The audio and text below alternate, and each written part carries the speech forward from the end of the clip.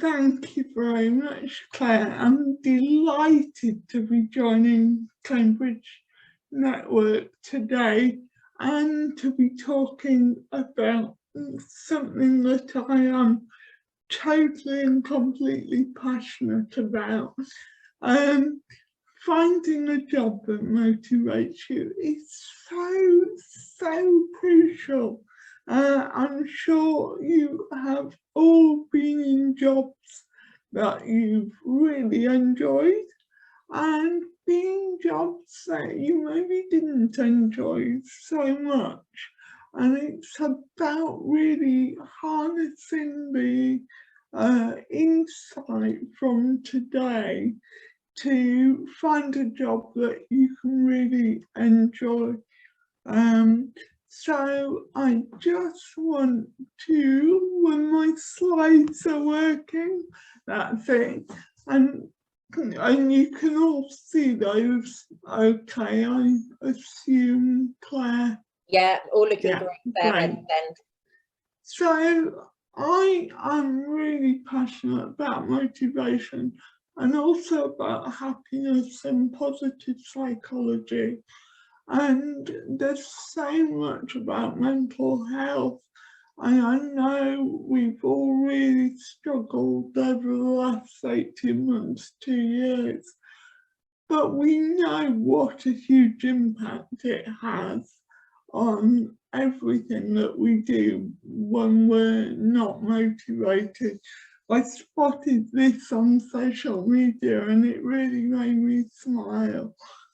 So this session will be helpful whether you're in a job at the moment and you're looking for a new job in the same sort of area, whether you're out of work and looking for a job, or whether you're wanting to change careers or change your work, or there's some people that will be in a job and won't be able to move for a variety of reasons, but it's about what you can do in terms of the way you view that job and the way you get on with the work, so that you can make slight changes so that you will find it more motivating. And I wondered, I know Claire or Ruth can run a poll. Just let us know what your situation is at the moment, because that would be really helpful in terms of going forward in this session. Great. I've launched the poll there. Yeah, I can see it on the screen. So wonderful. Thanks, Ruth. It's all right. I love having people doing these bits for me. These bits are motivating for me. So good. We're your assistants today. How's it looking, Ruth? Yeah, we're slowly coming in. The answers are slowly coming in there. It's like perhaps half people have voted. Perhaps give it another couple of seconds if that's all right. Yeah, absolutely. That's great. Just everybody will be in different situations.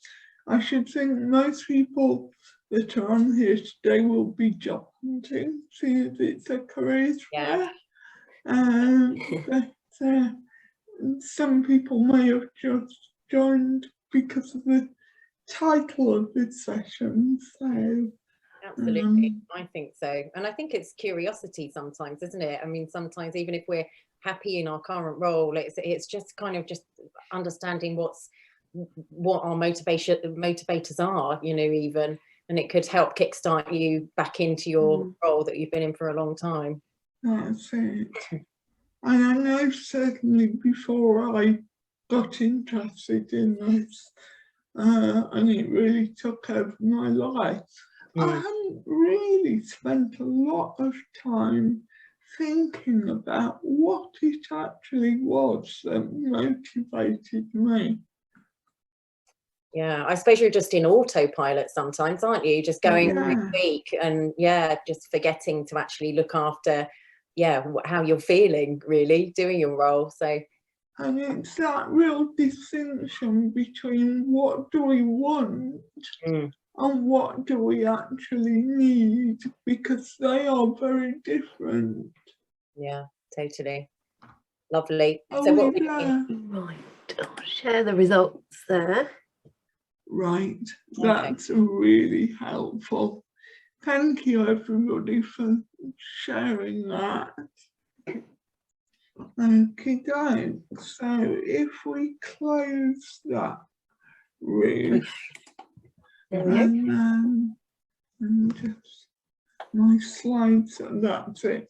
So hopefully this session will give you a much better focus on understanding why our motivation is important, and it will help you think about that when you're looking at job opportunities, because I think we all look at what our skills are, we all look at what our experience is, and do these fit the job description that's in front of us. But actually we need 3 legs on a 3-legged stool to help keep us balanced. And if we don't have those motivators in there, then actually we can feel really off balance, and we'll see what an impact that has. So we'll be able to look at the jobs and the work environment, and then, as I say, look at changes we can make in terms of if we're in a current job. So I'm not going to talk about me. I hate doing that, and you'll see that being a star is one of my lowest motivators, and we'll talk about a star motivator as we go over. But these are just a few of the things that I do. I've got a background in HR and recruitment, so that's sort of where I came from initially in my career. But I do a lot of job coaching and do a lot of other things as well, working with companies to talk about actually how can they recruit and engage motivated staff. So Claire said it would be interactive, it is, and I wondered whether in the chat, whether you could tell me what motivation is and why you think it's important. Whoops, I'm going to go back. Otherwise I'm giving the answers away. Yeah, don't give those answers away. So this is an important question, isn't it? And it's one like you say, you don't often ask yourself. So we'll just give everyone a minute or so just to think about so what is motivation and why it's important. So Claire, I'm going to put you on the spot. Oh no, I had a feeling you might do that. I think what is motivation? So I think it's something you can get excited about, and I think it's incredibly important because it challenges you to put your thoughts into action. That's really good. I did that off the top of my head. What did you think? Yeah. You're impressed with that? No, motivation is something that we really can't, it's really hard to put our finger on it, isn't it? But actually we can see, and I can see the chat that Jacqueline's put in a drive and ambition. Absolutely. Yeah, inner drive, ambition. Also from John, to act in a particular way, stimulate the interest of a person. Yeah. Good. And there's that real distinction between intrinsic and an extrinsic motivation. And when I'm working in schools or with parents and children, I've got this lovely cartoon of a teacher with sweets, because sweets are, whether it's the sweets or whether it's a beer at the end of the day, they're very extrinsic motivators. And today we're going to be talking about intrinsic motivation. I always make the real key distinction that I am not a motivational speaker. And I think we've all heard them. There's some amazing people out there. I am not a motivational speaker. I speak about motivation, which is very important, because if we understand our own intrinsic motivation, we then know what extrinsic motivators will work for us. If we understand what our team's intrinsic motivators are, we can really support them in a way that's right for them. Claire may have very different intrinsic motivators to Ruth, who I know is also supporting this day. And so as a manager for the two of them, if I know what their intrinsic motivators are, I'm likely to manage them in a very different way for the two of them. So let's just go on to what I didn't realise was when we're motivated, it really activates all those parts of our brain. And as I said earlier, I'm fascinated with positive psychology.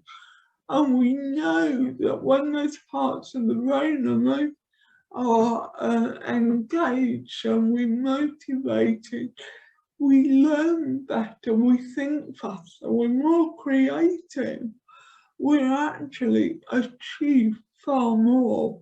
So you can see there's a huge impact on the workplace, but also at home.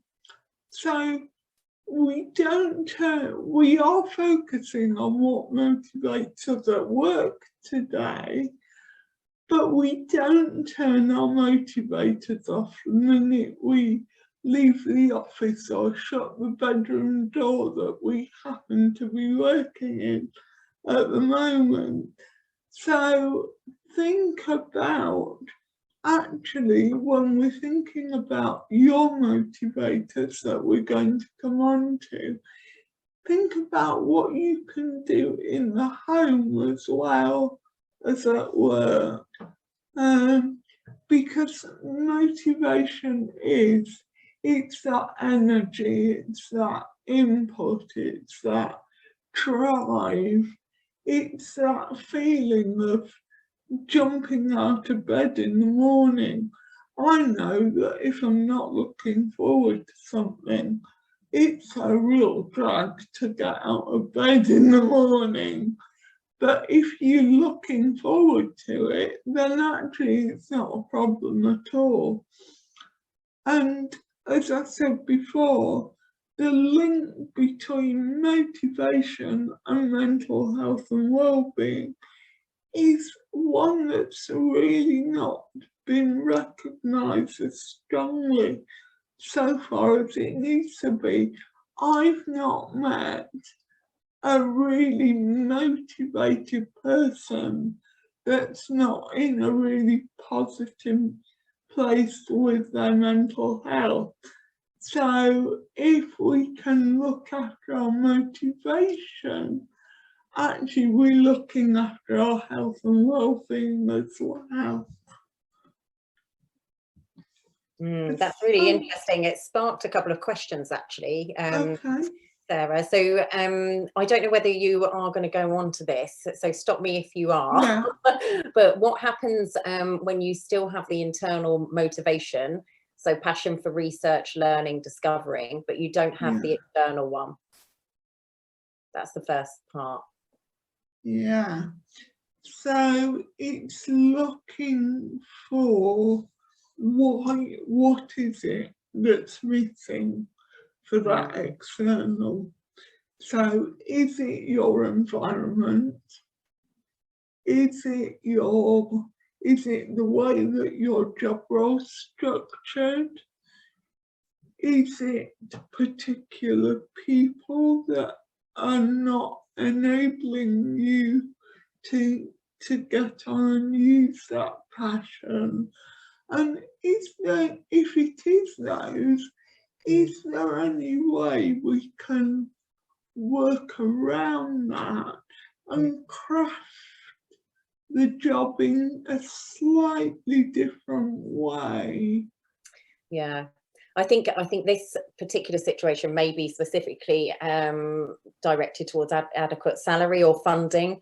So that's a tricky one, isn't it? And whether that's reason enough to change job is such a difficult one. You've really got to ask yourself what the importance really of your kind of motivation and happiness, and the reality of having, you know, the living costs, and whether your salary is covering that.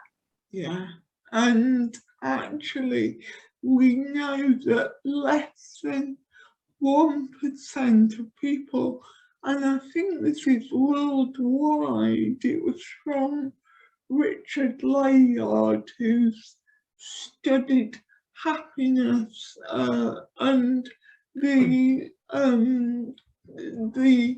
relationship between happiness and GDP, and less than 1% of the world are actually truly motivated by salary and income. But we all need it. It's there, it's a need, and as I said at the beginning, actually the needs and the wants, sometimes we've got to say, okay, I'm in this job, I can't afford to move, but it's not meeting my motivators. So what can I do, either as a personal project, or can I change something within the role, or can I do something on the side maybe? Yeah, I think that's a really good answer to that. It is a really tough one to kind of, you just have to look at your own personal situation. But yeah, doing something on the side could be a solution. Did you say there were two parts of the question, Claire, before I go on? Yeah, I think it was the bit, is it reason enough to change job? So yeah, but Anne has replied now and said, yes, thank you. I guess I have to work on myself and think more about what I want and what I can do, which is, which I think is important, really, just kind of reassessing your own personal situation. Yeah, and I think as we go on, think about, or be looking at the different motivators and think about which ones are really important for you. Yeah. And then actually maybe we could have a chat later if that would be helpful. Yeah. Right. Okay, Anne, has that covered things? Hopefully. Okay. So yes, lovely. I've got a couple more, but we'll move on and I'll answer those as we go through. Okay. Yeah. So I thought this quote from Maslow was really supported what I've just been saying, and Maslow is one of the founders of studies on motivation. And actually, if we can find a job and be paid for it and we love it, then actually there's nothing better.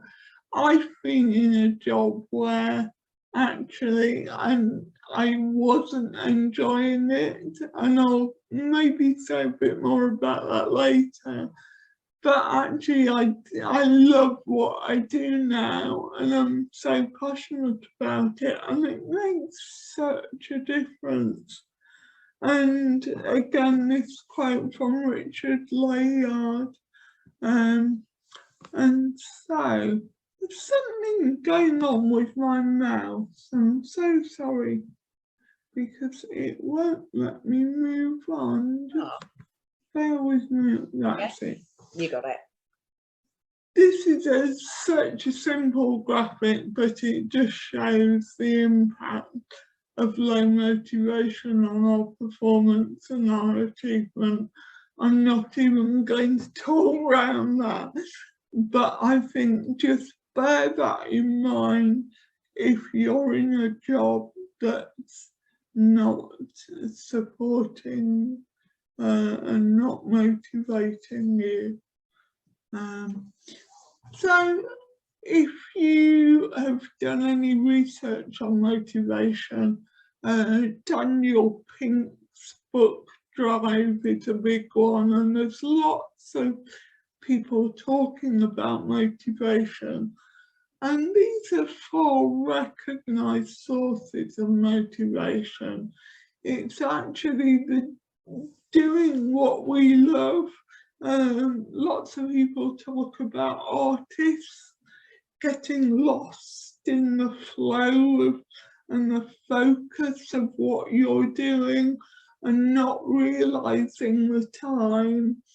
There's lots of things about making a difference, and there's the lovely story of someone talking to someone at NASA and asking him what he did. And he said, "Oh, I helped to put rockets up into space." And actually, when they drilled down, he was doing the really important job in NASA, cleaning the toilets and the corridors and the offices. But he could see that actually how what he was doing was contributing to something bigger. Autonomy is a big one, and actually it's having control over what you do and having relationships at work, and that psychological safety.